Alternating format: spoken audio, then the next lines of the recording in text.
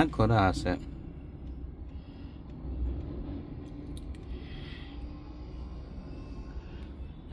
ரொம்ப நாள் கழிச்சு இன்றைக்கி தான் வண்டியில்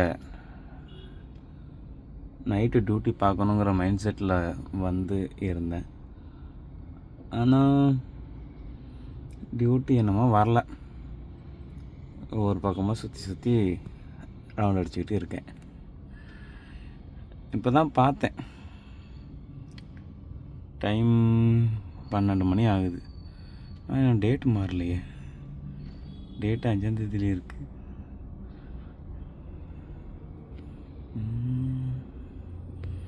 6ஆம் தேதி ஆகணுமே.